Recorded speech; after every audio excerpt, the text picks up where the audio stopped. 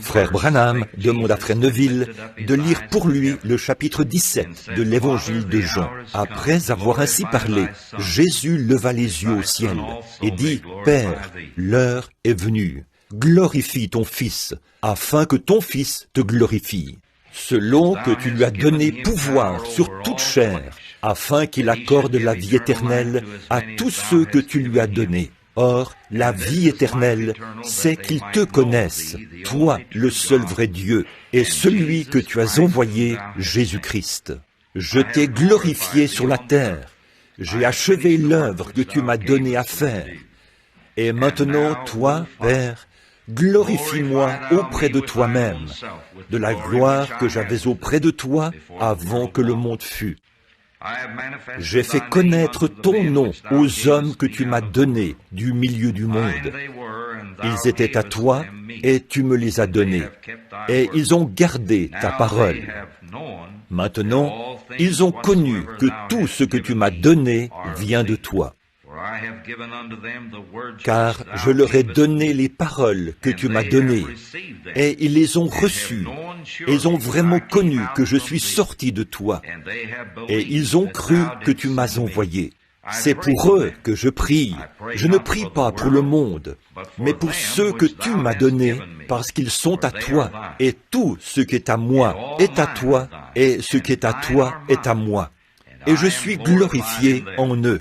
Je ne suis plus dans le monde, et ils sont dans le monde, et je vais à toi. Père Saint, garde en ton nom ceux que tu m'as donnés, afin qu'ils soient un comme nous. Lorsque j'étais avec eux dans le monde, je les gardais en ton nom.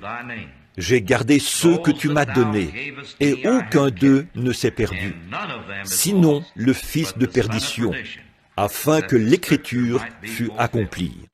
Et maintenant, je vais à toi, et je dis ces choses dans le monde, afin qu'ils aient en eux ma joie parfaite. Je leur ai donné ta parole, et le monde les a haïs, parce qu'ils ne sont pas du monde, comme moi je ne suis pas du monde. Je ne te prie pas de les ôter du monde, mais de les préserver du mal. Ils ne sont pas du monde, comme moi je ne suis pas du monde. Sanctifie-les par ta vérité. Ta parole est la vérité. Comme tu m'as envoyé dans le monde, je les ai aussi envoyés dans le monde, et je me sanctifie moi-même pour eux, afin qu'eux aussi soient sanctifiés par la vérité. Ce n'est pas pour eux seulement que je prie, mais encore pour ceux qui croiront en moi par leur parole, afin que tous soient un, comme toi, Père, tu es en moi, et comme je suis en toi, afin qu'eux aussi soient un en nous, pour que le monde croie que tu m'as envoyé.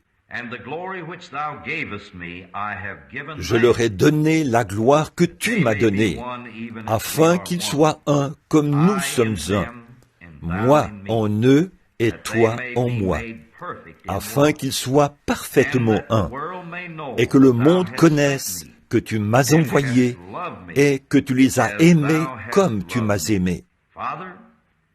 Père, je veux que là où je suis, ceux que tu m'as donnés soient aussi avec moi, afin qu'ils voient ma gloire, la gloire que tu m'as donnée, parce que tu m'as aimé avant la fondation du monde. Père juste, le monde ne t'a point connu, mais moi je t'ai connu, et ceux-ci ont connu que tu m'as envoyé. Je leur ai fait connaître ton nom, et je le leur ferai connaître, afin que l'amour dont tu m'as aimé soit en eux, et que je sois en eux. Frère Neville dit, et puisse le Seigneur ajouter sa bénédiction à la lecture de tout ce chapitre, le chapitre 17 de l'Évangile de Jean. Que Dieu te bénisse, Frère Branham. Merci, Frère Neville. Que le Seigneur te bénisse, Frère Neville. Je suis exactement comme Frère Neville. Je ne pouvais tout simplement pas attendre jusqu'à Noël pour ouvrir ce cadeau. Et vous savez, après avoir atteint l'âge mûr, on redevient enfant. Mais je trouve vraiment Frère Neville très élégant dans son nouveau complet. Et moi, j'ai reçu l'un des plus beaux pardessus que j'ai jamais vu de ma vie, de la part de cette église-ci, et je l'apprécie beaucoup. Je vous remercie d'avoir estimé que j'étais un peu plus costaud que je le suis en réalité, mais je crois qu'ils vont m'en chercher un d'une taille un peu plus petite demain. Ce manteau est juste un peu trop grand pour l'homme qu'il doit recouvrir. Dans la Bible, vous avez entendu parler de la couverture qui était trop courte pour l'homme ou pour le lit. Eh bien, c'est à peu près la même chose ici, avec ceci et moi, puisque le manteau était un peu trop grand, mais il est vraiment beau, et j'espère qu'ils en ont un autre là-bas d'environ une taille plus petite, qui m'ira très bien. Et moi aussi, je le porterai, pour le montrer comme il l'a fait là. Il m'est déjà arrivé de prêcher en portant un pardessus. Très bien, j'étais content de le porter. Eh bien, je n'ai jamais eu de bon pardessus de toute ma vie. C'est vraiment la première fois que je possède un bon pardessus. Je me demande si cette église se rappelle la première fois que je suis parti de cette église. Vous vous rappelez ce soir-là ce que c'était que j'étais parti de cette église pour aller rendre visite à la fille de Robert Dougherty à Saint-Louis. Eh bien, je pense que sœur et frère Spencer se souviennent de ça. Frère Roy Slaughter, ici présent, tous ceux qui... Je n'avais même pas de manteau, et l'église avait récolté 11 $ pour mon billet. Et j'avais emprunté à mon frère son pardessus. Et il était à peu près 2 fois trop grand pour moi, et je l'avais mis dans ma valise, parce que, quand je l'enfilais, ce n'était vraiment pas beau à voir. Et d'un autre côté, le fait de ne pas en avoir du tout, ça ne donnait pas une bonne image de moi. Alors je l'ai mis dans ma valise. Et quand je suis arrivé là-bas, j'y suis resté 2 ou 3 jours. Le Seigneur a commencé à agir. Et il a guéri la petite Betty. Vous savez, je l'ai vue il n'y a pas longtemps. C'est une belle jeune femme maintenant. Elle avait la danse de Saint-Guy et elle était étendue comme un animal. Elle était secouée par des spasmes pendant des jours et des jours. Et les meilleurs médecins avaient abandonné son cas. J'ai passé la journée et la soirée là. Le Seigneur m'a donné une vision sur ce qu'on devait faire. Et il a dit, la petite Betty sera délivrée dès qu'ils auront fait ça. J'ai dit au prédicateur et à son père de se lever. J'ai dit à la dame, vous étiez en ville l'autre jour. Vous achetiez des petites poêles et vous en avez acheté une bleu granit. Elle se trouve dans le bas de vos placards de cuisine. Vous ne l'avez jamais déplacée depuis que vous l'avez mise là. Elle a commencé, elle a dit, c'est vrai. J'ai dit, allez la chercher et remplissez-la d'eau. Apportez une petite serviette blanche et venez ici, car ainsi dit le Seigneur, la petite Betty sera guérie. Et...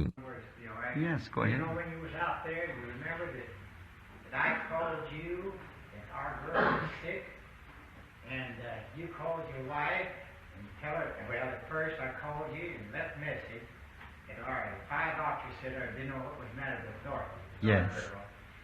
And when you come in, you said, there's a call from Brother Slaughter. You said, that's one of the best friends I've got, or something like that. Yes, sir. And you went and prayed, and you went and called your wife, and you said, call us and tell them the girl will be all right. And she didn't know it was sick, you see. Yes. And so she went next day, she's hospital. The doctors come in and said, something was happening. She says, yes. And they began to kind of go over maybe what they'd done. She said, no. She said, it was the prayers of Brother Brandon. Yes, I remember that. They didn't know what was the matter with his 5 doctors. So at that time, but when I came out of the field to call you, and the wife was sending a child to me to call you. She was in the hospital, called Brother Brandon. So it was just a coincidence. We met in the field, and then when I called you, then you had prayer, and you called back, and you said, tell that girl, and she told us. Yes. Chérie, je pense que tu te souviens de ça, n'est-ce pas? Quand nous étions à Saint-Louis, pendant la réunion, quand la petite fille de frère Slaughter est tombée très malade, et nous étions logés au vieil hôtel Belcherbath. Je m'en souviens très bien, et nous avons reçu le message, et sommes allés devant le Seigneur, et il a donné la vision, a dit, et j'ai téléphoné à frère Slaughter et les autres, je leur ai téléphoné et dit, dites-leur, ainsi dit le Seigneur, ne vous inquiétez pas, elle vivra. Et c'est ce qui s'est passé. Le Seigneur a été si bon. Il s'est passé beaucoup de choses depuis ce temps-là, mais il est toujours le même Seigneur Jésus, n'est-ce pas? Si merveilleux! Je ne peux penser à rien de meilleur que de connaître cela. En effet, si je devais hériter de tout l'argent du monde et que je devais vivre 1000 ans ici sur la terre, j'aimerais mieux connaître ce que j'ai maintenant, la vie éternelle. La vie perpétuelle prendra fin au bout d'un moment. La vie éternelle n'a pas de fin, parce qu'elle n'a pas de commencement. Et donc, nous en sommes reconnaissants. Frère Neville vient de lire quelques passages de l'Écriture qu'il a lus pour moi dans l'Évangile de Jean. Et il y avait un passage de l'Écriture, ici, le verset 21. J'aimerais attirer votre attention là-dessus, un petit instant.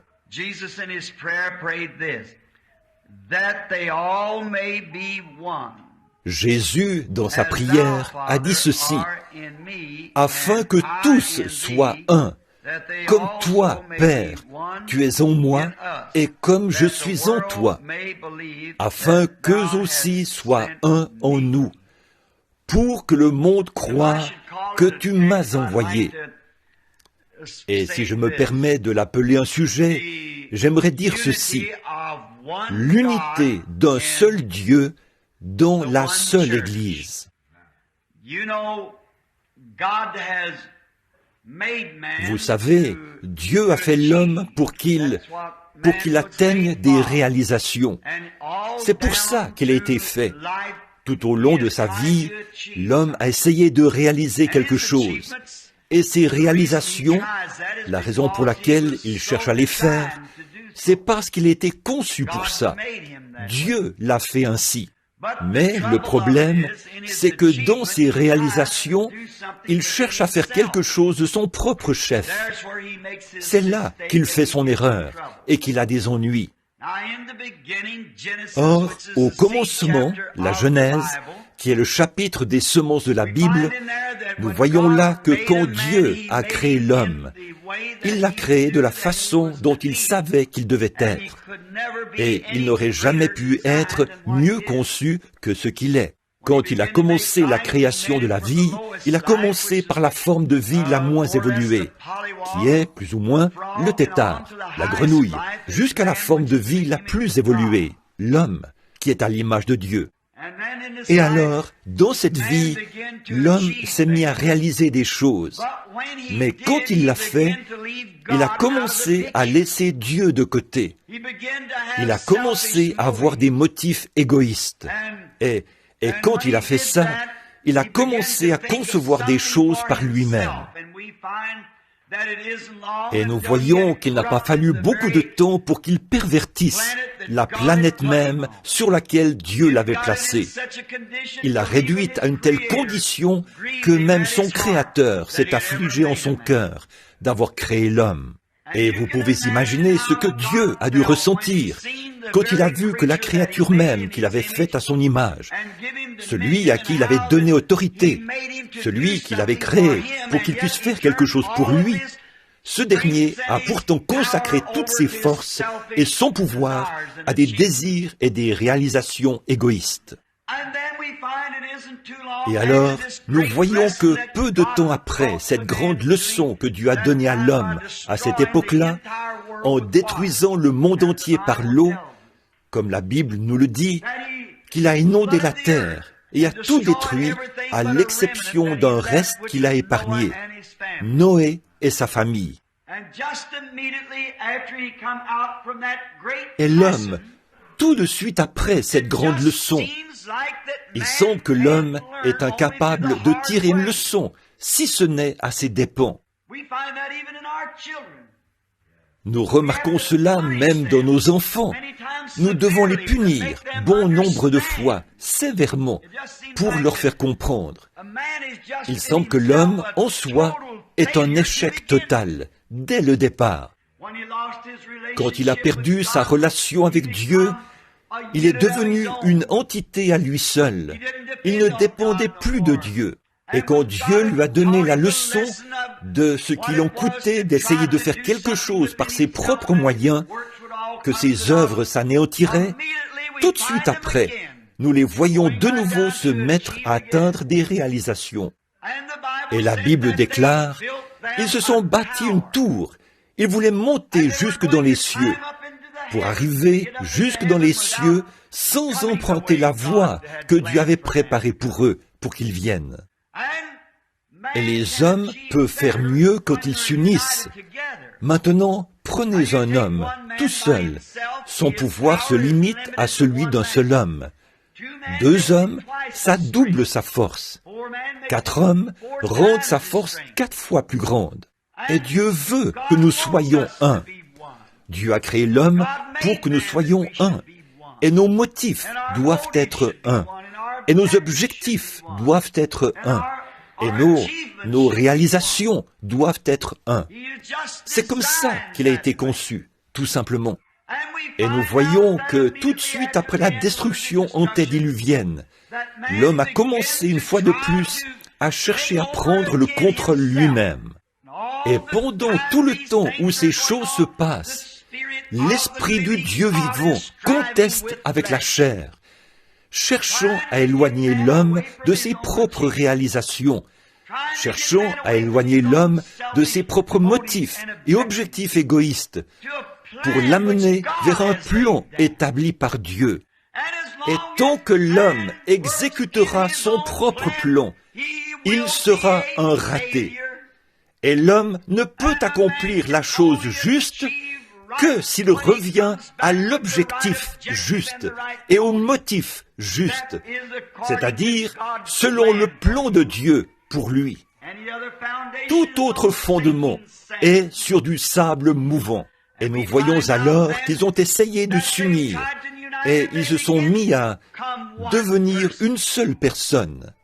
Mais cette unité qu'ils avaient faite à ce moment-là, c'était sous un pouvoir politique. Les hommes étaient devenus un. Leur objectif ne faisait qu'un. Leur réalisation ne faisait qu'un. Mais c'était la mauvaise sorte de un, parce que cela s'opposait au plan de Dieu. Mais ils ont quand même continué. Et quand on finit par trouver une telle unité parmi les gens, ils font de grandes choses. Il vous suffit d'observer le monde aujourd'hui. Quand les gens s'unissent, même si c'est sous un mauvais plan, ils feront de grandes choses. Donc, ils ont bâti une tour. Et je doute que la science moderne puisse la bâtir de nos jours, avec leurs machines et tout, parce qu'ils étaient unis. Ils avaient une seule pensée, une seule âme, un seul but, un seul motif, un seul objectif. C'était bâtir une tour tellement haute que si Dieu décidait de les détruire à nouveau, ils monteraient tout droit dans les cieux avec lui. Et en aucun cas, il ne pourrait l'en empêcher, ou plutôt, il ne pourrait les en empêcher. C'est ce qu'ils se disaient.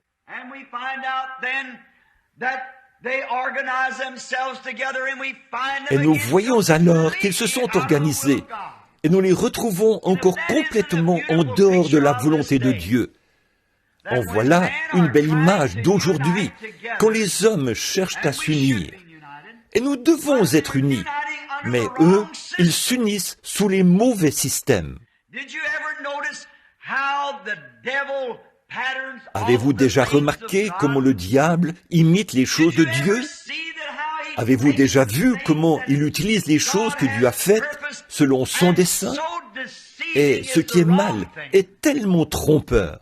Bon, un mensonge, s'il s'agit d'un vrai mensonge, qu'il est évident, alors n'importe qui peut le détecter. Mais le mensonge qui contient à peu près 99% de vérité, c'est ce mensonge-là qui est trompeur. Avez-vous déjà remarqué la façon dont le diable a séduit Ève? Tout ce qu'il lui a dit était exactement la vérité, à l'exception d'une seule chose. Il a dit, « Vos yeux s'ouvriront, et vous connaîtrez le bien et le mal, et tout ça. Et vous serez comme des dieux, parce que vous ne distinguez pas le bien du mal pour l'instant. » Et toutes ces choses étaient vraies. Mais quand elle a dit, « L'Éternel Dieu a dit que nous mourrions », il a dit, « Certainement que vous ne mourrez point. » Voyez, tant de vérité là-dedans. Et puis, un tout petit peu de mensonge. Et Jésus a dit, sur la terre, un peu de levain fait lever toute la pâte. Et il faut que la chose soit parfaitement vraie. Autrement, elle n'est pas vraie du tout. Et le plan du salut doit être exact. Et les promesses de Dieu sont exactes. Et elles s'accomplissent de façon exacte. Autrement, il y a quelque chose qui cloche quelque part. Et si l'Église du Dieu vivant n'accomplit pas ce que Dieu avait résolu qu'elle fasse, il y a quelque chose qui ne va pas avec ce système quelque part. Forcément, prenez un beau mécanisme tel qu'une montre et que chaque rouage de ce mécanisme travaille en harmonie. Alors, elle indiquera l'heure parfaitement. Mais si un rouage prend une direction et qu'un autre en prend une autre, elle n'indiquera pas l'heure juste. Peu importe combien les joyaux sont beaux, il faut qu'ils soient tous unis. Et c'est cela le but de Dieu, que nous nous unissions et que nous soyons un. Mais là, nous voyons comment le diable imite les choses. Toute l'injustice, ce n'est que la justice pervertie. Un mensonge, ce n'est que la vérité déformée. Les bonnes choses que Dieu fait, les mauvaises choses, ce sont les bonnes choses perverties. Ainsi donc, l'injustice, c'est la justice pervertie. Satan ne peut rien créer de lui-même. Il ne peut que prendre ce que Dieu a déjà créé pour pervertir cela.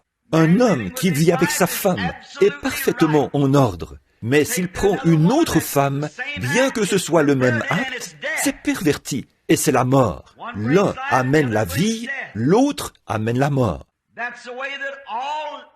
C'est comme ça, en effet.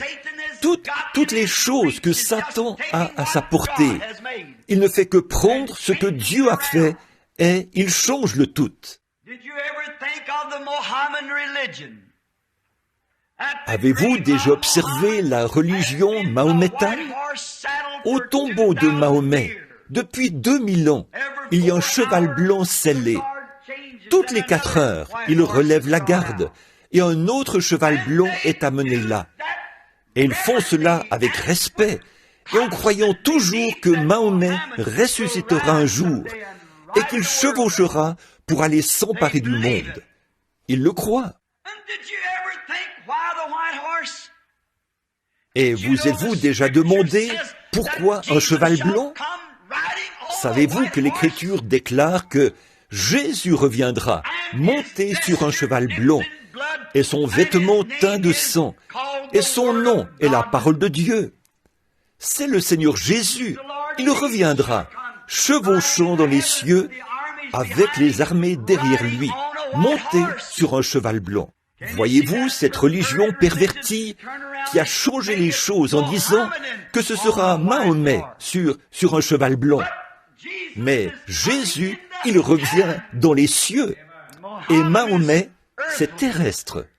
Donc, Satan œuvre avec les choses de la terre, alors que Dieu œuvre avec les choses des cieux. Et avez-vous déjà pensé à la tour de Babylone et fait la comparaison avec l'échelle de Jacob? Comment il cherchait à construire des marches d'escalier autour de la tour qui iraient jusqu'au ciel. Il ne cherchait qu'à pervertir l'échelle de Jacob, qui allait des cieux jusqu'à la terre. Et les anges qui descendaient et qui montaient, ils ont perverti cela.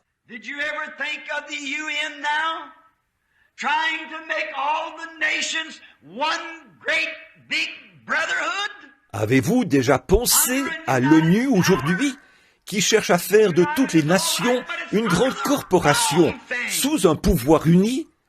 Uni, c'est très bien, mais c'est sous la mauvaise chose. Satan est à la tête de toutes les nations.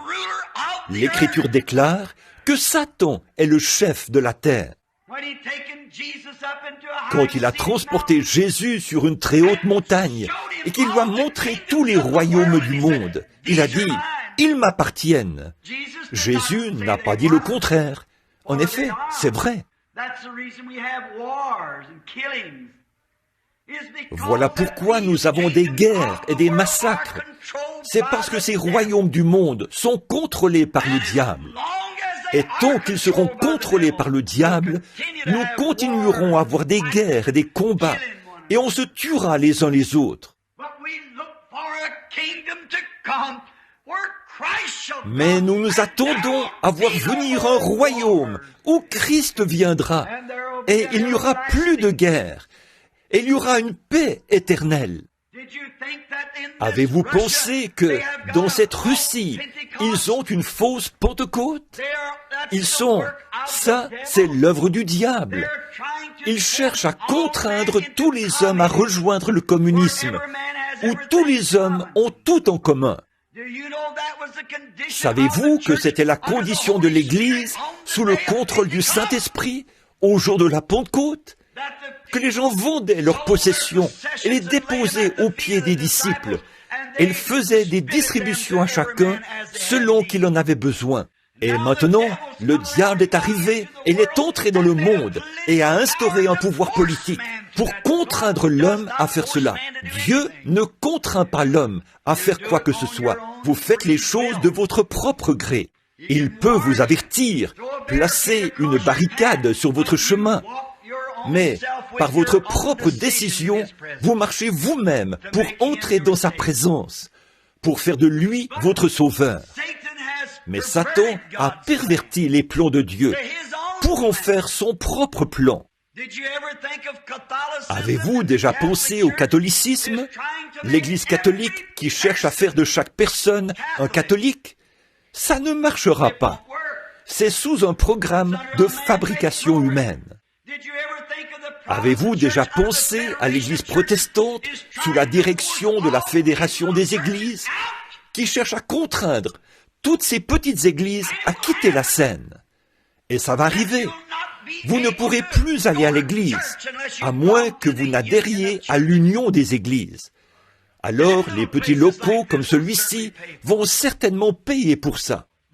Mais nous avons une écriture qui déclare « Ne crains point, petit troupeau, votre Père a trouvé bon de vous donner le royaume. » C'est à cela que nous nous attendons.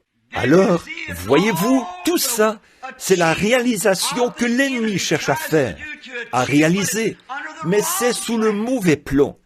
C'est sous son propre plan, mais il n'a pas l'original. Il doit prendre quelque chose que Dieu a fait et ensuite le pervertir, afin d'en faire une chose qui n'est pas juste pour y arriver. De nos jours, il cherche à pervertir le monde, ou à le transformer en une seule grande union des nations, une corporation. Et si elle est sous un déguisement de fabrication humaine, elle aura un chef, et ce sera le diable, parce qu'il est le chef de chacune d'elles. Le royaume de Dieu n'est pas de cette terre. Le royaume de Dieu est dans nos cœurs. C'est le royaume spirituel dans lequel nous sommes nés. Jésus a dit, le royaume de Dieu arrive, mais pas sans violence. Et le royaume de Dieu est en vous. Le Saint-Esprit, le royaume de Dieu, qui agit dans l'homme et qui le gouverne et le contrôle. Voilà le royaume. Et nous voyons que ces nations procèdent avec tromperie, les unes envers les autres, parlant de paix tout en ayant un couteau derrière le dos, prêtes à se détruire les unes les autres.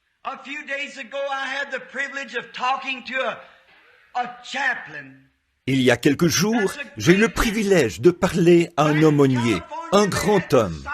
Et en Californie, ils avaient des scientifiques parmi les meilleurs de tous les pays. Et ils s'étaient retrouvés là pour une rencontre et pour avoir une réunion secrète à huis clos. Et vu que c'était vraiment épouvantable, ils ont demandé à un aumônier de se joindre à eux. Et cet aumônier, qui est mon ami, a dit, « Frère Branham, avant qu'ils m'emmènent là-bas, ils ont vérifié mon dossier jusqu'à mon arrière-grand-mère, avant que je puisse assister à cette réunion. been there. Et il a dit, j'aurais souhaité ne pas avoir été là.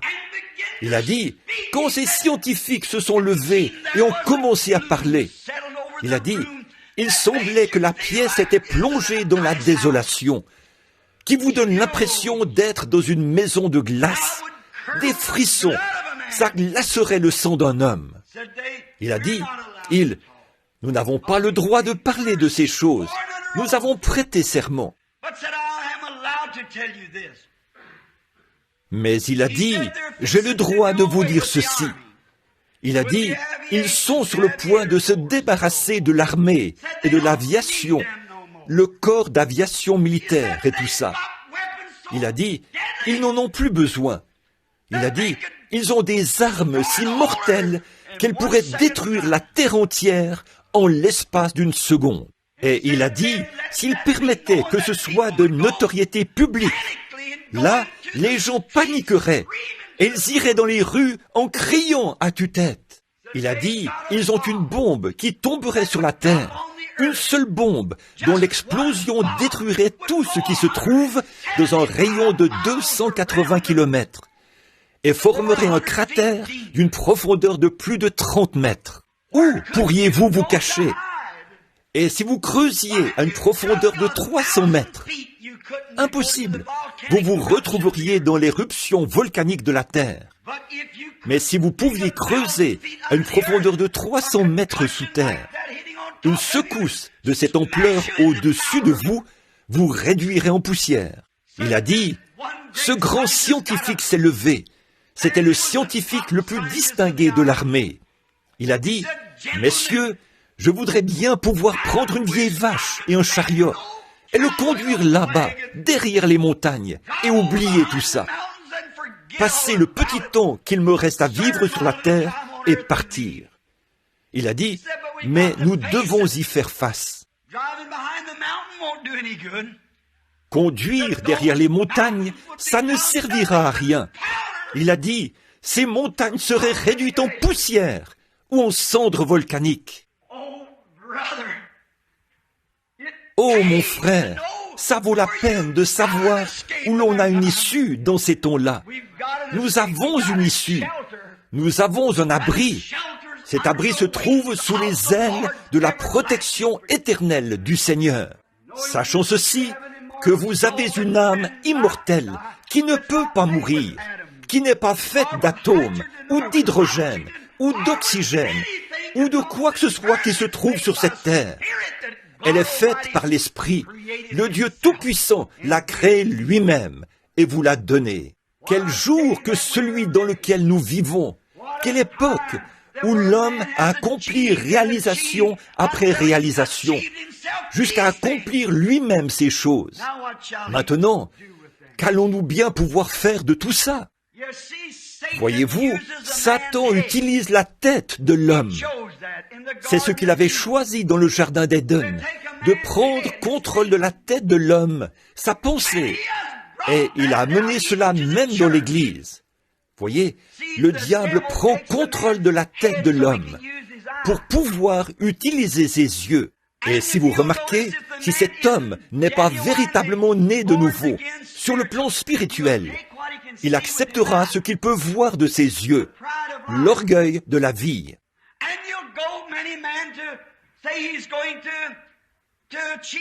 Et comme bien des hommes, il ira dire qu'il va réaliser quelque chose, qu'il veut adhérer à une église, il veut être religieux, et il cherchera jusqu'à trouver la plus grande église possible, puisque l'homme veut toujours faire quelque chose de grand. Il veut se faire un grand nom. Voilà ce qu'un homme charnel, à la pensée folle, pense. Oh, si je peux avoir ma propre organisation, si je peux simplement ajouter quelques milliers de membres à ma dénomination, alors elle sera au pays la plus importante dans son genre. À quoi cela sert-il? Mais il pense qu'il est en train de réaliser quelque chose parce qu'il ajoute plus de membres. Je crois que c'était il y a quelques années, en 1944, que les baptistes avaient sorti un slogan. 1 million de plus en 44. Et quand il gagnait, après en avoir obtenu 1 million de plus, c'est exactement comme adhérer à un club. S'ils ne sont pas de véritables disciples de Christ nés de nouveau, ils n'ont de baptiste que le nom. Regardez les autres dénominations, les luthériens, les presbytériens, les pentecôtistes, toutes les autres dénominations, elles sont pareilles. Elles cherchent à réaliser quelque chose. Elles veulent faire quelque chose de grand, voyez, parce que c'est avec son œil à lui qu'il regarde. C'est avec son œil qu'il considère les choses. Et bon nombre de fois, il ne comprend pas que c'est la chose même qu'il ne devrait pas faire. Mais le diable utilise l'œil de l'homme et lui montre quelque chose d'attrayant. Il lui ouvre les yeux pour qu'il regarde à cela. Et il a amené cela jusque dans l'Église, dans la pensée intellectuelle de l'homme. Il y a quelque temps, ce grand évangéliste, Billy Graham, était ici à Louisville. Et il a montré sa Bible. Il a dit, ceci, c'est le point de référence de Dieu. Et il a raison. Il a parfaitement raison. Mardoché Ham, l'évangéliste, ma vieille patrie du Kentucky, et moi étions assis à la même table. Billy s'est converti sous le ministère de Mardoché Ham. Et nous étions assis là. Et il a dit, que se passe-t-il? Il a dit, Paul était allé dans une ville et n'avait fait qu'un seul converti. Il y est retourné 1 année plus tard et il en a trouvé 30 qui s'étaient convertis par l'entremise de celui-là. Il a dit, je suis allé dans une ville et j'ai fait 20 000 convertis. J'y suis retourné 1 an après et je n'en ai même pas trouvé 20. Il y a quelque chose qui ne va pas. Et il a dit, savez-vous ce que c'est?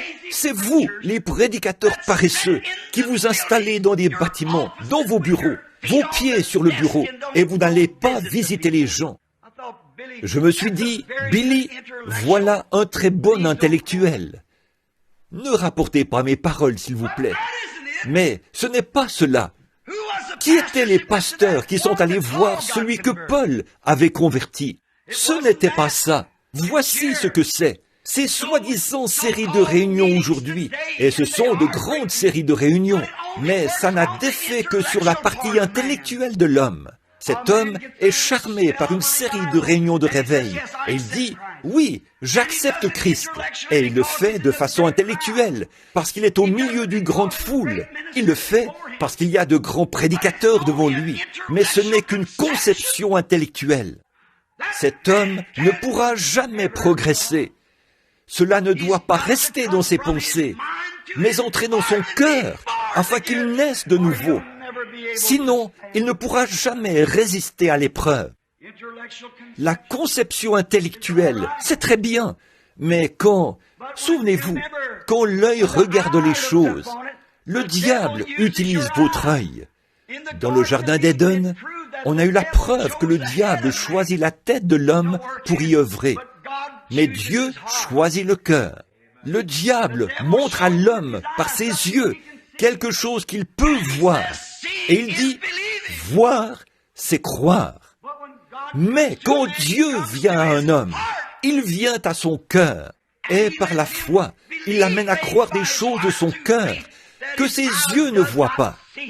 Car l'Écriture déclare que la foi est une ferme assurance des choses qu'on espère, une démonstration de celles qu'on ne voit pas. Dieu œuvre ici. Satan œuvre ici. Alors, à quoi servent ces grandes écoles et ces séminaires finalement?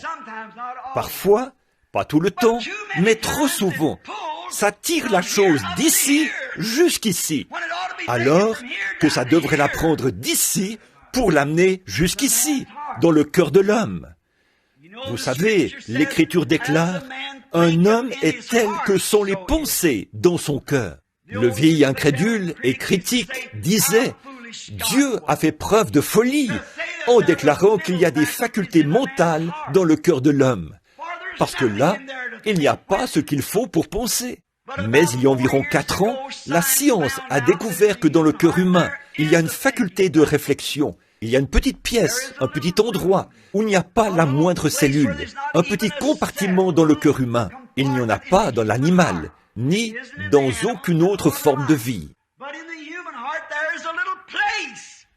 Mais dans le cœur humain, il y a un petit endroit, et ils n'ont jamais pu déterminer ce que c'était.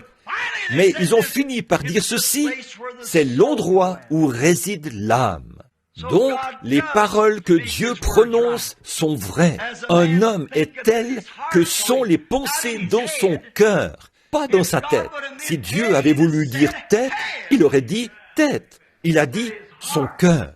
Et si Moïse, quand il est arrivé, et Moïse, Dieu a dit, « ôte tes souliers, Moïse, tu es sur une terre sainte. » Et si Moïse avait répondu, « Bon, un instant, Seigneur, je sais que tu voulais dire mon chapeau. Je vais simplement enlever mon chapeau. » C'est plus respectueux. Il n'a jamais dit chapeau, il a dit soulier.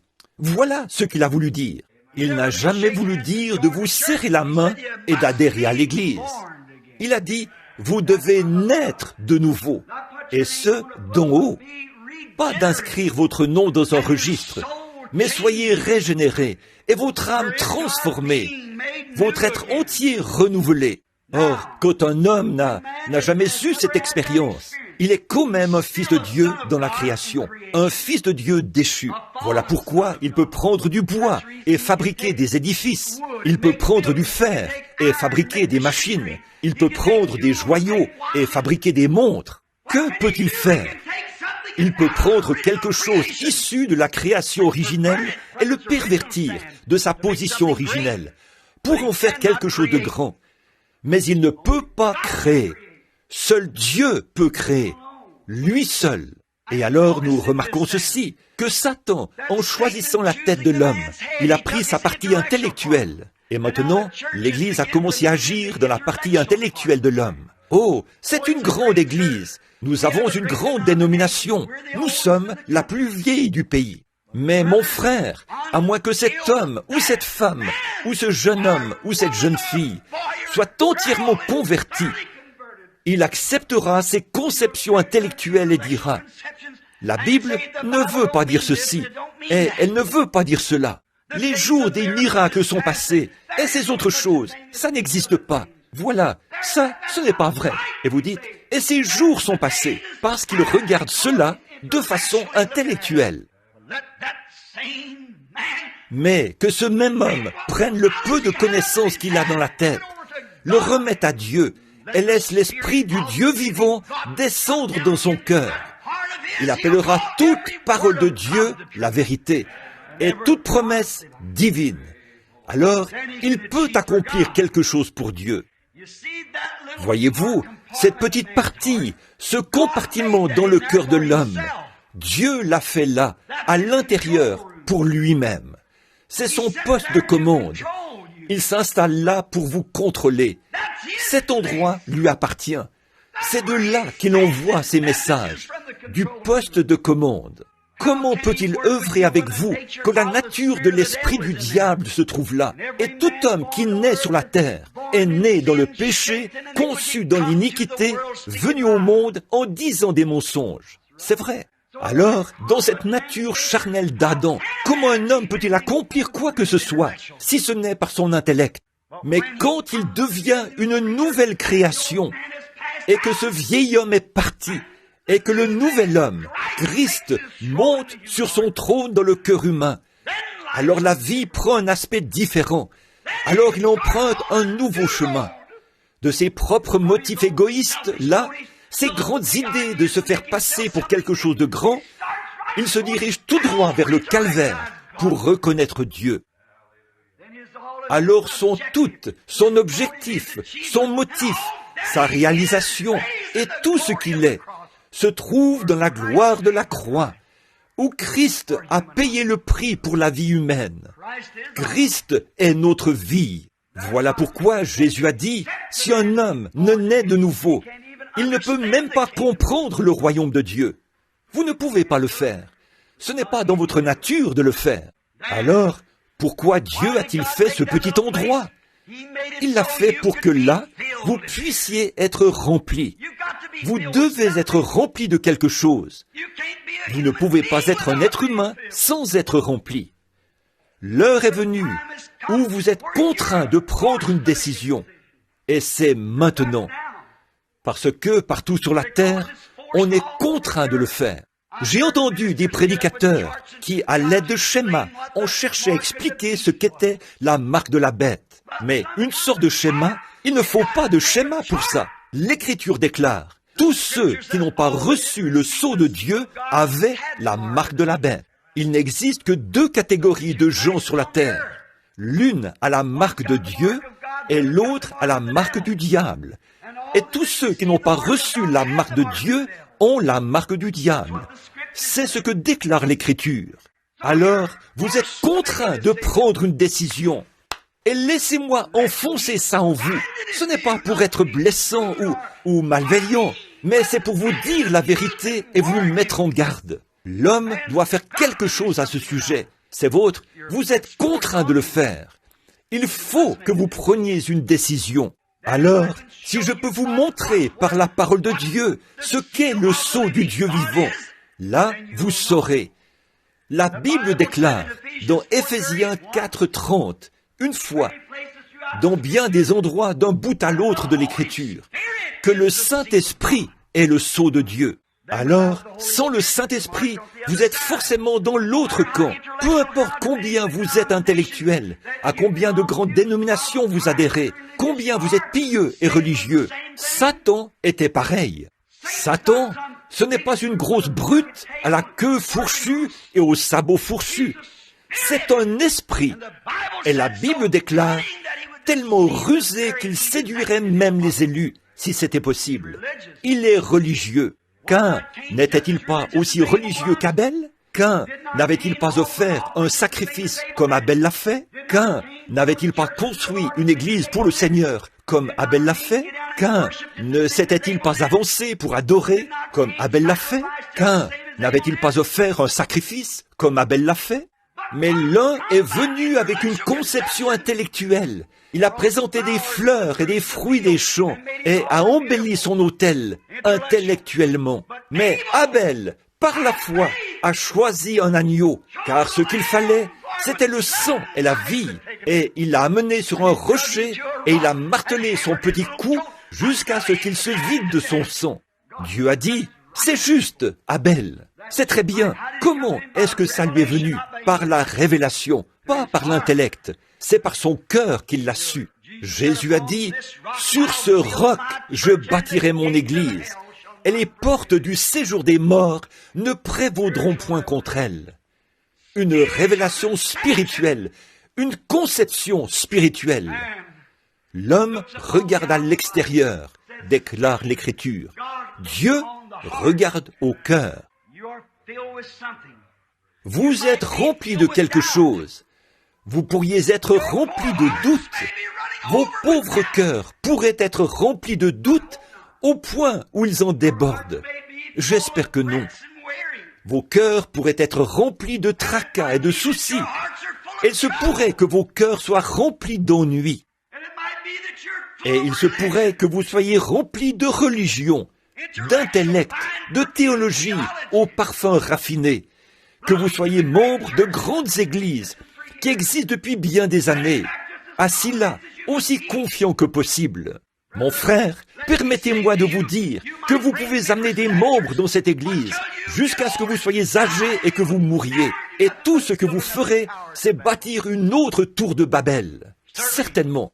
Vous pouvez être rempli de futilité. Vous pouvez être rempli d'absurdité. Vous pouvez être rempli de n'importe quoi. Mais vous ne pouvez pas rester vide. La Bible dit, la Bible déclare, lorsque l'esprit impur est sorti d'un homme, il va dans des lieux arides, cherchant à se reposer. Puis il revient avec 7 autres démons pires que ce qu'il était. Et la dernière condition de cet homme est 8 fois pire qu'au départ. Voilà ce qui se passe avec ces séries de réunions, quand les gens s'avancent dans des réunions de réveil et que les hommes sont simplement conduits vers une conception intellectuelle. Ils s'en vont adhérer à une église et on reste là, satisfait. C'est très bien, il n'y a rien de vrai dans toutes ces autres sottises. Nous ne devrions pas accepter ça. Le pasteur dit, « Oh, voilà tout, ça, c'était il y a très longtemps, dans un autre âge. » Et tout à coup, ce démon revient avec 7 autres démons.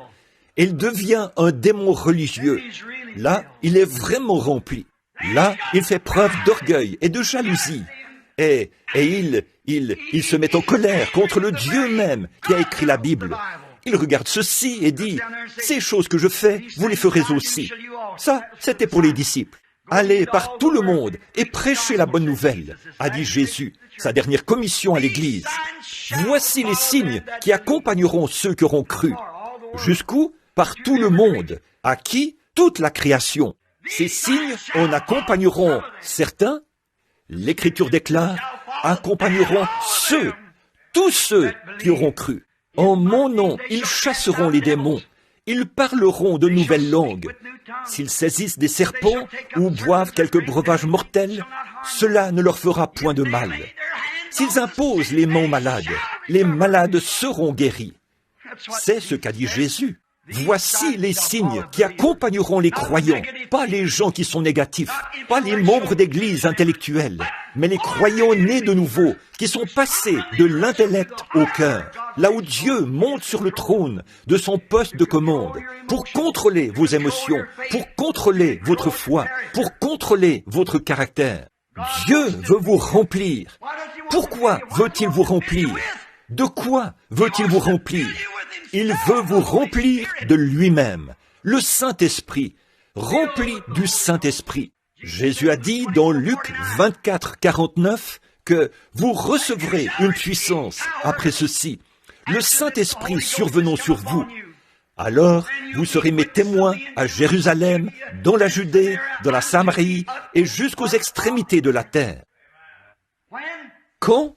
Lorsque vous aurez obtenu votre doctorat? Lorsque vous aurez obtenu votre licence en lettres?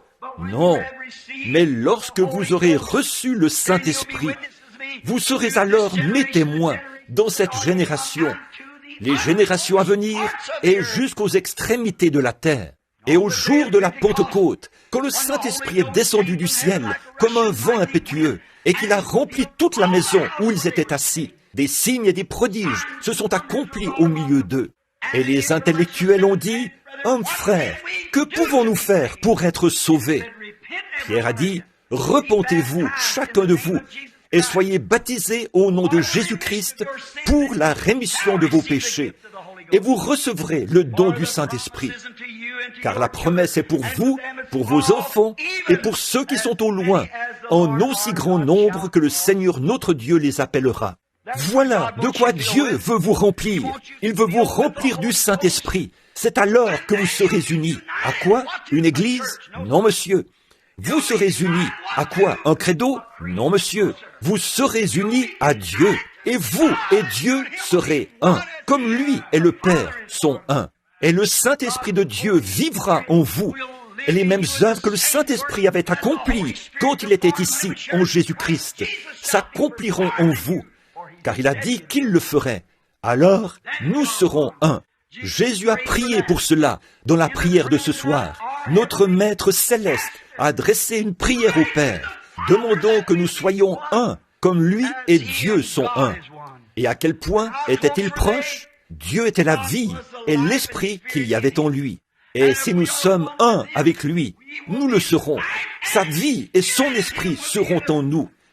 Alors, la conception intellectuelle et charnelle de ce monde, et les credos et les dogmes disparaîtront, et une nouvelle expérience vierge sera générée. Le baptême du Saint-Esprit, la nouvelle naissance, aura lieu dans le cœur humain. Alors, vous serez un. Alors le frère sera vraiment un frère. La sœur sera une sœur.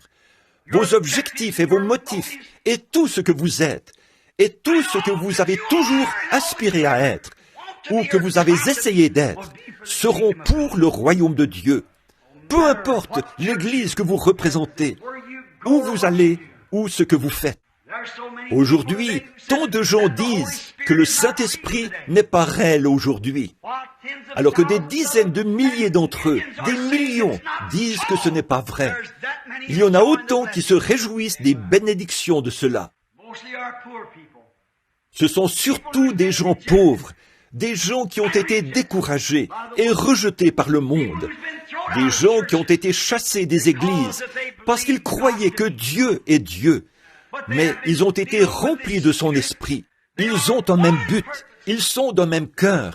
Qui sont ces gens? Méthodistes, baptistes, presbytériens, catholiques, témoins de Jéhovah, orthodoxes, juifs, tous réunis. Ils deviennent un. Pas un à l'égard d'un credo, pas un à l'égard d'une dénomination. Ça, c'est l'œuvre du diable, par des conceptions intellectuelles. Mais l'œuvre du Saint-Esprit, le royaume de Dieu en vous. Et Dieu est assis sur le trône de votre cœur, à son poste de commande. Il contrôle vos émotions, il contrôle vos puissances, il contrôle vos idées, et il vous unit à lui, dans la communion et dans l'amour. Et Dieu vous remplit d'amour, il vous remplit de puissance, il vous remplit de l'Esprit, il vous remplit de sa propre nature divine. Elle change votre nature charnelle en sa nature. C'est alors que vous devenez une nouvelle création en Christ. Alors, l'amour, vous sortez, et il semble que les oiseaux chantent différemment. Oh, quand Christ vient, comme tout est différent, vous pouvez regarder en arrière en vous disant, comment ai-je pu me tenir loin de cela? Comment ai-je pu rejeter cela? Tout est différent. Vous n'avez pas d'ennemis, ils ont tous l'air gentils. Vous pouvez pardonner tout ce qu'on vous a fait. L'ennemi le plus acharné, vous pouvez prier pour lui dans la rue. Passez votre bras autour de ses épaules et le relever. Quel que soit le credo, la dénomination dont il fait partie, c'est une créature pour laquelle Christ est mort. Voilà de quoi Dieu veut que vous soyez remplis. Voilà le remplissage. Voilà le royaume. Voilà ce en quoi nous sommes un.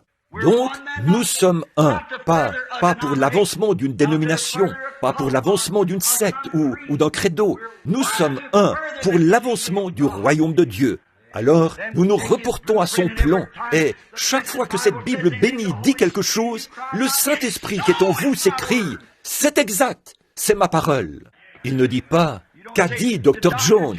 Qu'en est-il de ceci? » Ou « Est-ce que le docteur un tel? » Que le docteur l'ait dit, ça ne change rien. Jésus a dit que c'est la vérité, et les cieux et la terre passeront, mais mes paroles ne passeront jamais. C'est là que nous sommes un.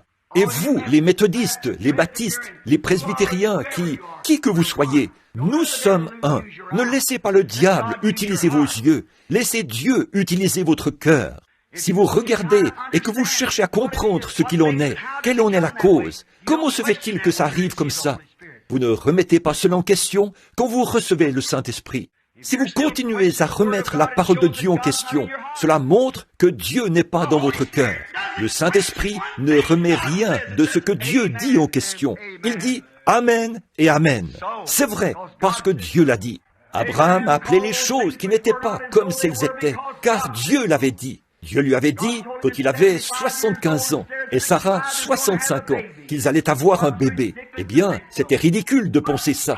Mais Dieu l'avait dit. Et Abraham était un fils de Dieu. Et il a marché pendant 25 ans, appelant tous les jours, « Sarah, disait-il, comment vas-tu, chérie? Je ne sens pas de changement, moi.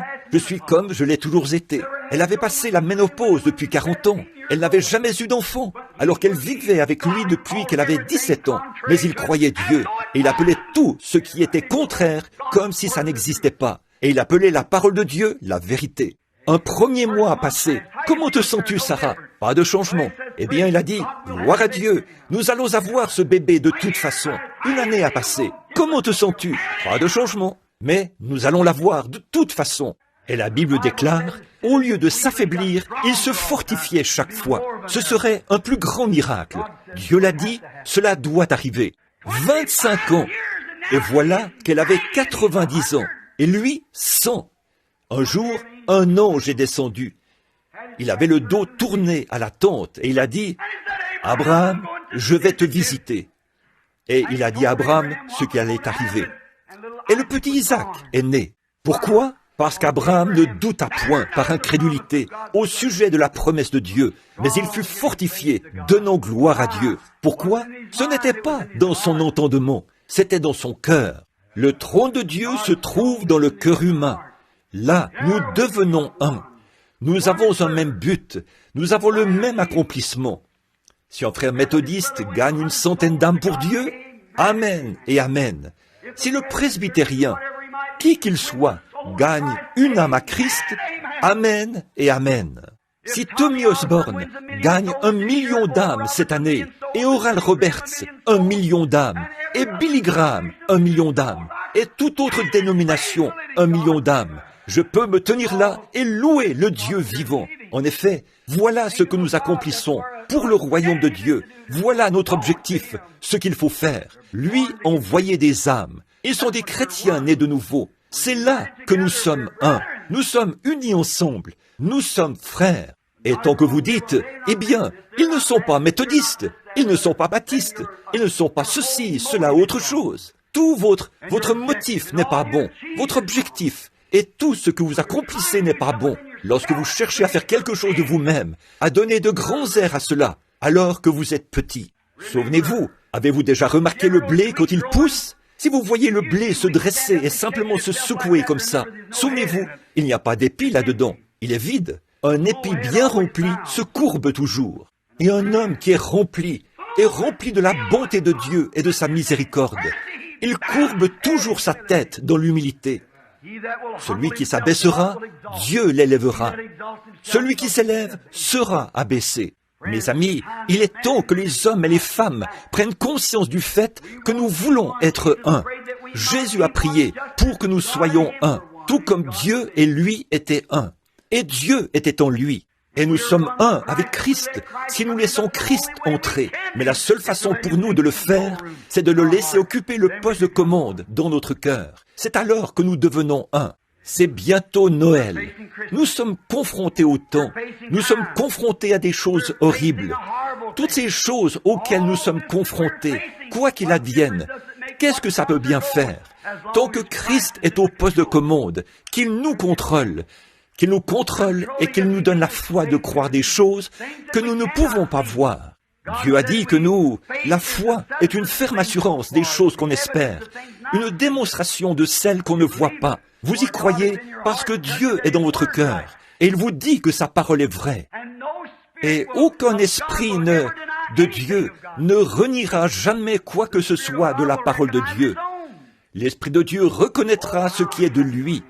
Oh, comme je suis heureux de savoir qu'il y a un Dieu, qu'il est réel.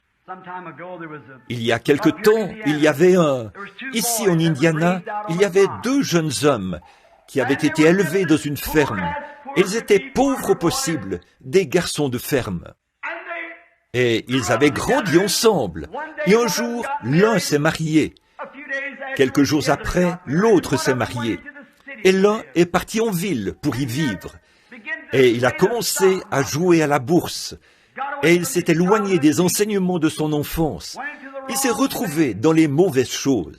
Et il a fait ses opérations. Il est devenu de plus en plus riche, jusqu'à finir par devenir multimillionnaire. Et il s'est installé là-bas à Chicago. Et sur l'une des plus importantes rues, il s'est fait construire un palais.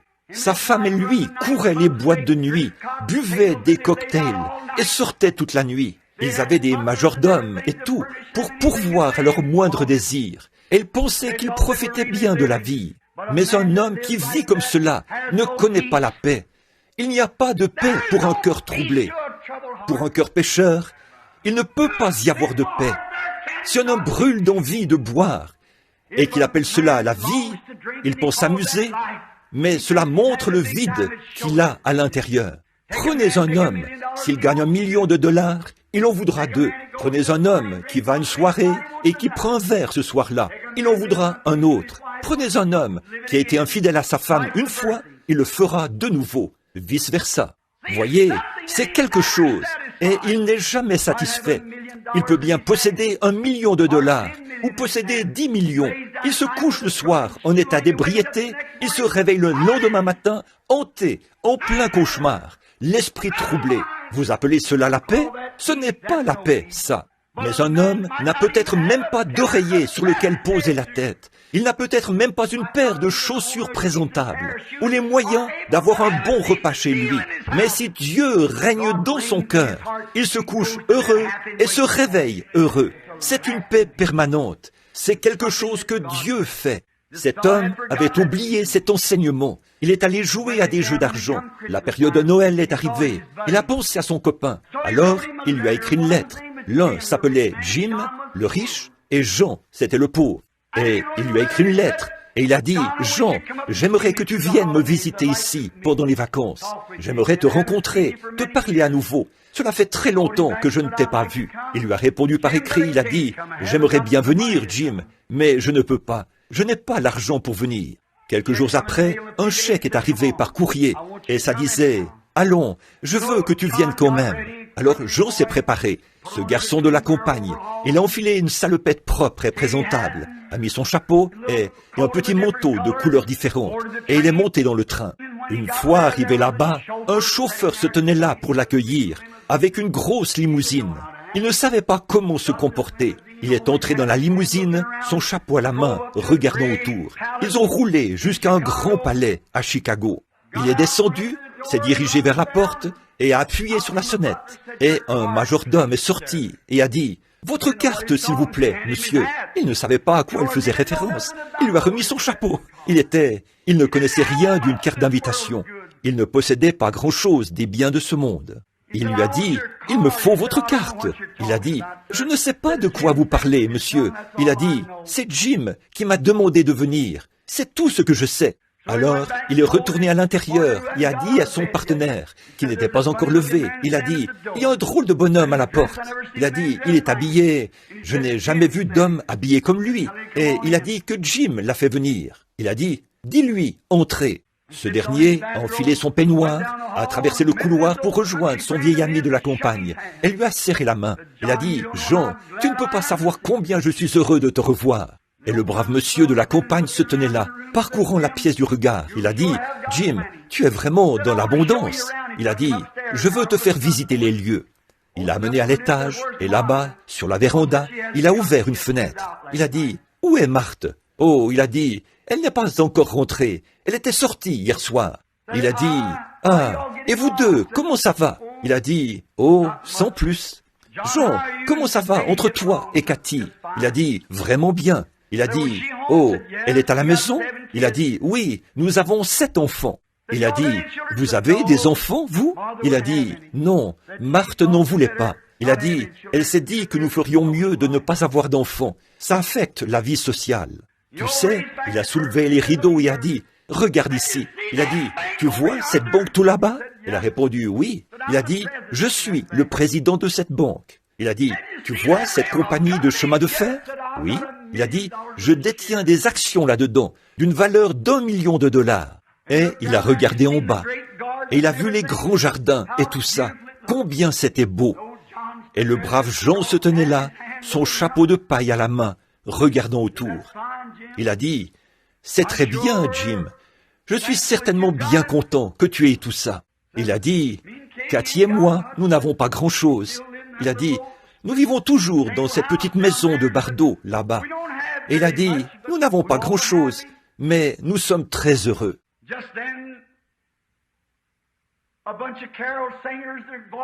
Juste à ce moment-là, les voix d'un groupe qui chantait des chants de Noël ont commencé à pénétrer les lieux. Douce nuit, sainte nuit, dans les cieux, l'astre luit. Le mystère annoncé s'accomplit, cet enfant sur la paille endormi. Jim s'est retourné et a regardé Jean.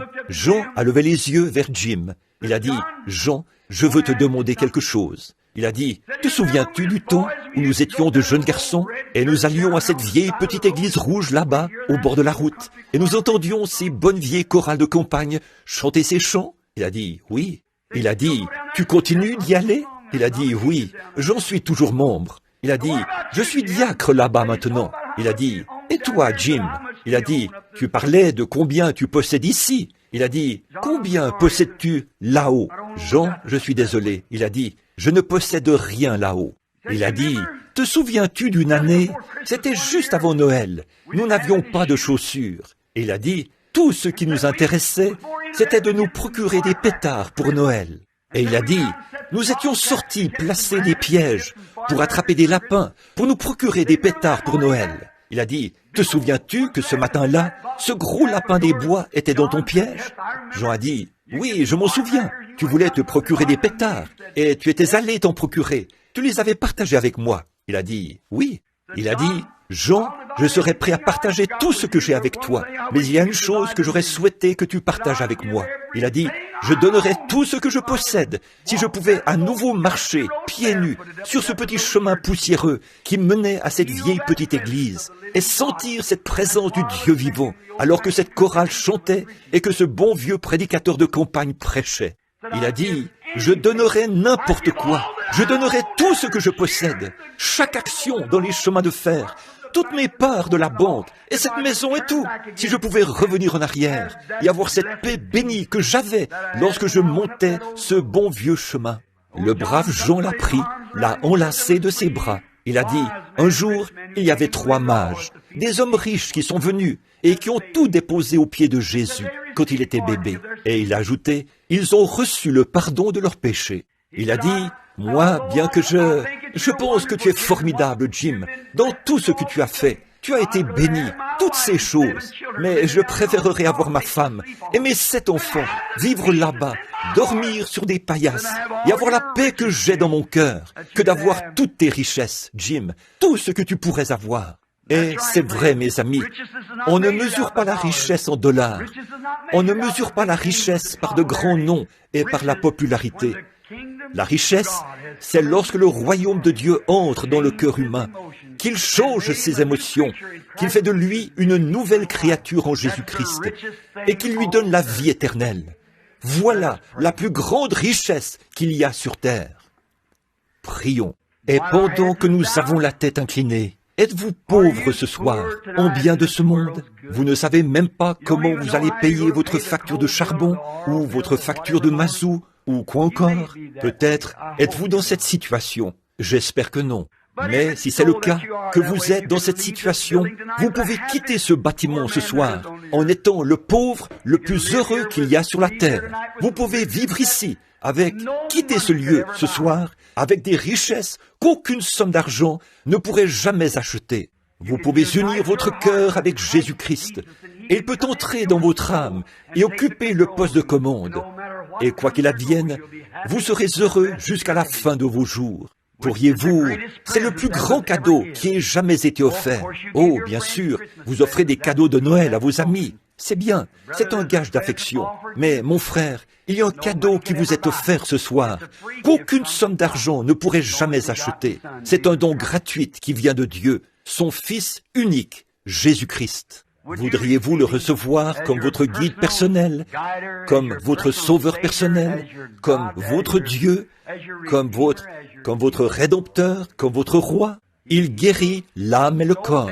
Il occupe le poste de commande. Si vous avez des peurs et des doutes, rejetez cela maintenant. Laissez-le être le roi. Laissez-le entrer et prendre le contrôle. Laissez-le être Seigneur. Seigneur, c'est chef. La seigneurie, c'est l'autorité.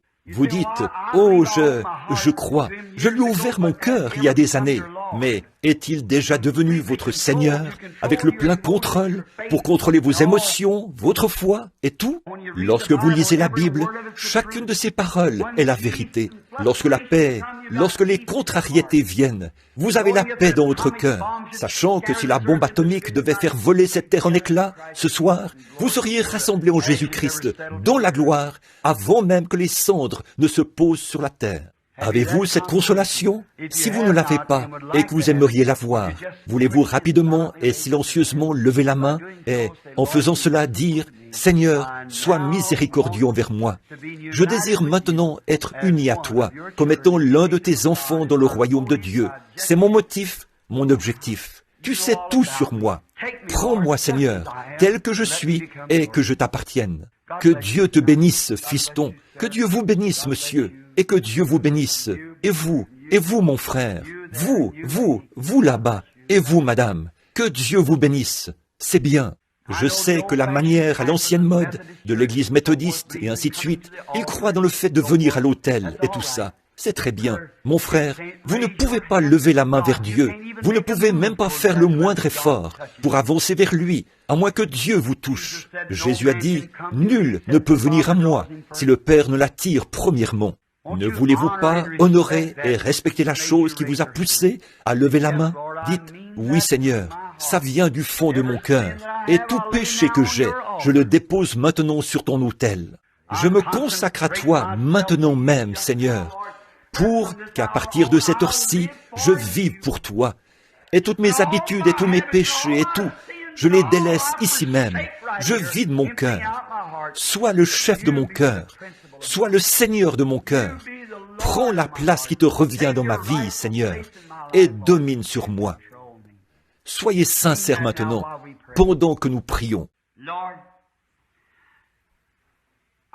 Seigneur, j'ai appris dans ta parole qu'il est écrit que nul ne peut venir à moi si mon Père ne l'attire premièrement. Et tous ceux que le Père m'a donnés viendront à moi.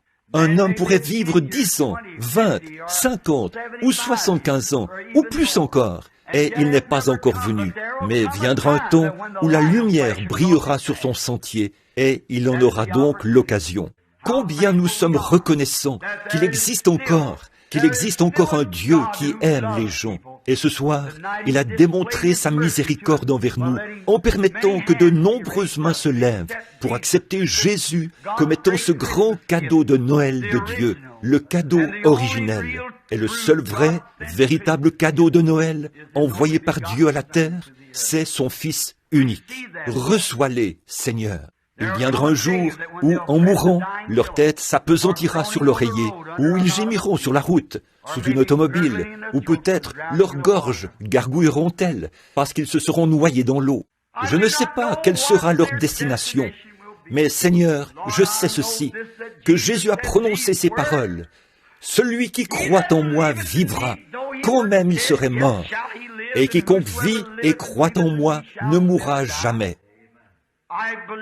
Je crois que c'est ta parole, Seigneur. Que je vive ou que je meure, cela reste ta parole, car c'est toi qui l'as prononcée. Et tous les cieux et la terre passeront, mais ta parole ne faillira jamais. Tu as dit, je ne mettrai pas dehors celui qui vient à moi. Je lui donnerai la vie éternelle, et je le ressusciterai au dernier jour. Qu'il se noie en mer, qu'il soit brûlé par le feu, que ses cendres soient dispersées aux 4 vents de la terre. Le Seigneur Dieu, avec une voix d'archange et avec la trompette de Dieu, descendra du ciel, et les morts en Christ ressusciteront premièrement. Nous serons enlevés ensemble avec eux à la rencontre du Seigneur dans les airs, pour être toujours avec lui. Seigneur Dieu, nous croyons que cela va se produire. Et ces pauvres gens rejetés de la terre, qui sont venus ici ce soir et ont courbé la tête vers la poussière d'où tu les as tirés et où ils retourneront si tu tardes. Ils ont levé les mains, la main vers toi, et ont dit, « Seigneur, j'ai tort, reçois-moi. » Oh, comment pourrais-tu rejeter l'un d'eux? Tu ne peux pas faire ça, Seigneur. S'ils ont été sincères du fond du cœur, tu ne peux pas faire ça et rester Dieu, parce qu'ils sont venus en toute sincérité. Ils sont un don d'amour que le Père t'offre. Maintenant, en tant que ton serviteur, je te les confie, et je remets leur âme et leur corps et leur esprit entre tes mains. Garde-les sous ta sainte protection, Seigneur. Ôte d'eux tout mal, ôte le péché, ôte les habitudes, que cela ne les dérange plus jamais à partir de ce soir. Puissent-ils quitter ce lieu en étant des gens libres, avec Dieu dans leur cœur, dans le poste de commande. Et quand l'ennemi les tentera, qu'ils se souviennent que Dieu est dans le poste de commande, et que c'est lui qui détourne leur tête des choses de l'ennemi. Et nous établirons ton royaume, Seigneur, et que ton règne vienne, que ta volonté soit faite sur la terre comme au ciel. Ne nous induis pas en tentation, Seigneur, mais délivre-nous du mal, car c'est à toi qu'appartiennent, dans tous les siècles, le règne, la puissance et la gloire. Amen. Cela est écrit. Maintenant, qu'il en soit ainsi. Tous ceux qui ont levé les mains et qui ont cru au Seigneur Jésus-Christ, en l'acceptant comme votre Sauveur, recevez-le de tout votre cœur, par la foi, non pas ce que vos yeux vous disent, ce que votre esprit pense. Vous, je ne peux pas renoncer à ça, je ne peux pas faire ça, je ne peux pas m'arrêter de faire ceci. Ça, c'est l'intellect. Mais quelque chose au fond de votre cœur dit, « Et tu m'appartiens ». Souvenez-vous, écoutez ce que dit la voix qui est dans votre cœur, parce que c'est Dieu qui vous parle. Et tout le reste se dissipera tout comme la nuit qui doit se dissiper. Lequel est le plus fort, la nuit ou le jour? Que le soleil se lève, et voyez ce qu'il advient de la nuit. Elle se dissipe et ne peut subsister. Et lorsque l'Esprit de Dieu entre dans le cœur d'un homme, tout son intellect se dissipe, et les ténèbres et les doutes s'en vont, et vous ne pouvez plus jamais les trouver, car il n'y a pas de place pour cela. La lumière a rempli son âme. Il marche dans la lumière. Il est dans la lumière. Il est un enfant de Dieu, et Dieu l'aime. Maintenant, j'aimerais chanter un cantique, tous ensemble. Je suis un enfant du roi, un enfant du roi. Avec Jésus mon sauveur, je suis un enfant du roi. Combien ressentent cela maintenant? Levez la main. Je suis un enfant du roi. Vous qui aviez levé les mains tout à l'heure, levez-les. Croyez-le, tenez-vous-y, Dieu connaît votre cœur. Viens, pasteur, je ne sais pas conduire les chants, mais chantons ce chant. Tu vas m'aider, n'est-ce pas? Vous tous ensemble maintenant. Très bien, comme nous chantons ceci, très bien. Je crois que notre sœur s'avance avec pour nous donner la note de la mélodie. Je regardais autour, je ne la voyais nulle part. Et c'est pour ça que j'ai dit cela. Combien connaissent? Mon père possède des maisons, des terres. Il détient les richesses du monde dans ses mains. Pensez-y donc, à quel point c'est beau. Très bien. Tout le monde maintenant, tous ensemble.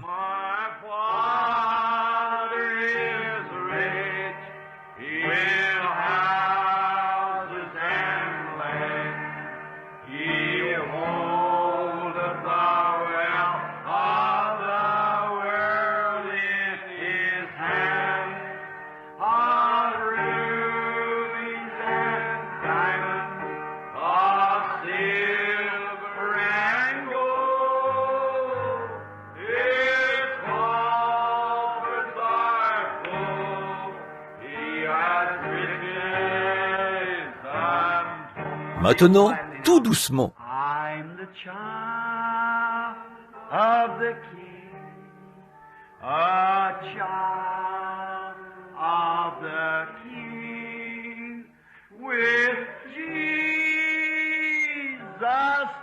my Savior.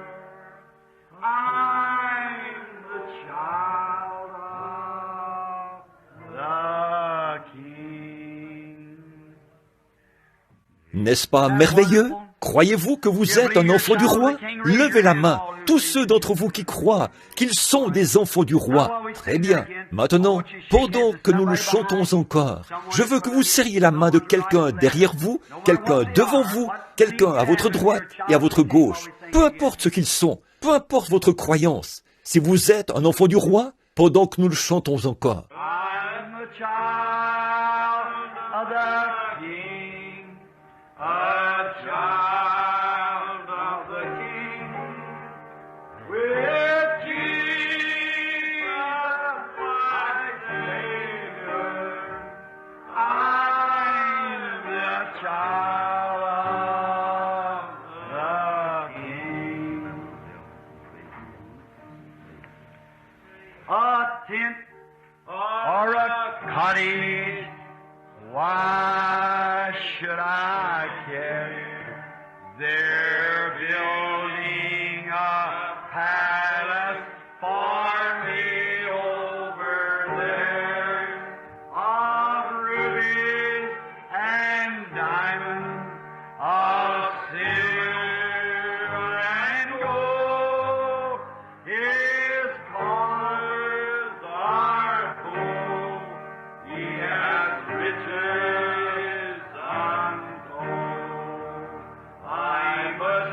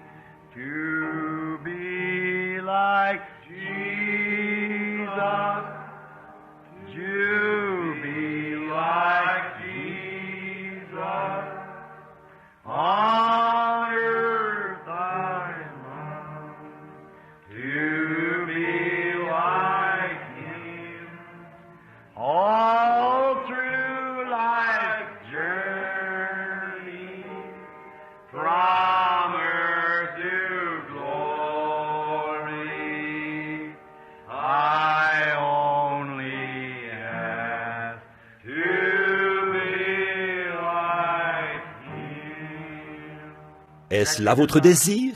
Il est tellement merveilleux. Je l'aime de tout mon être.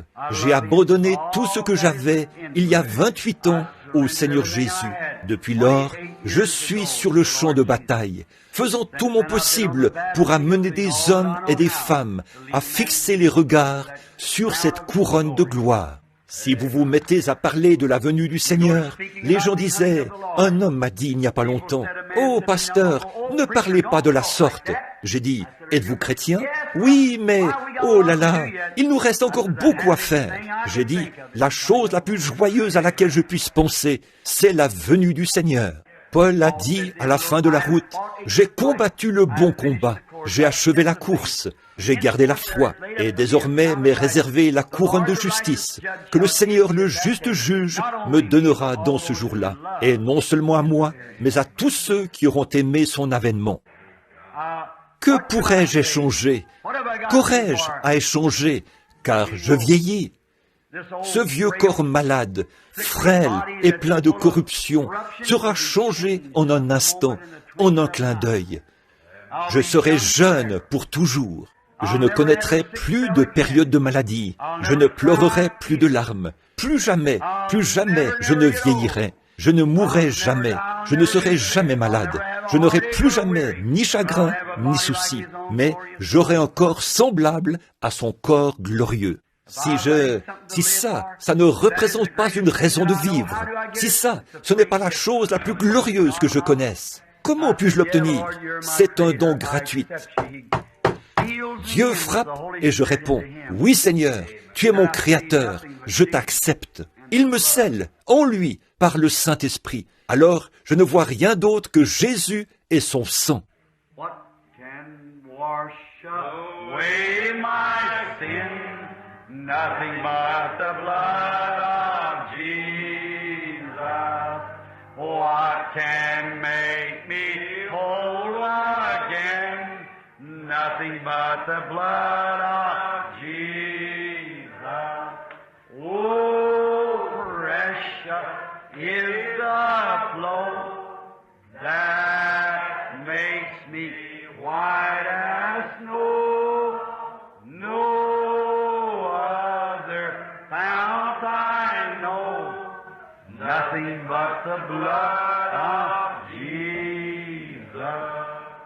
N'êtes-vous pas heureux? Je ne connais aucun credo qui peut faire ça. Je ne connais aucune dénomination qui peut faire ça. Je ne connais aucune église qui peut faire ça. Je ne connais aucun homme qui peut faire ça. Je ne connais aucune eau qui peut faire ça. Je ne connais aucune théologie qui peut faire ça. Rien d'autre que le sang de Jésus.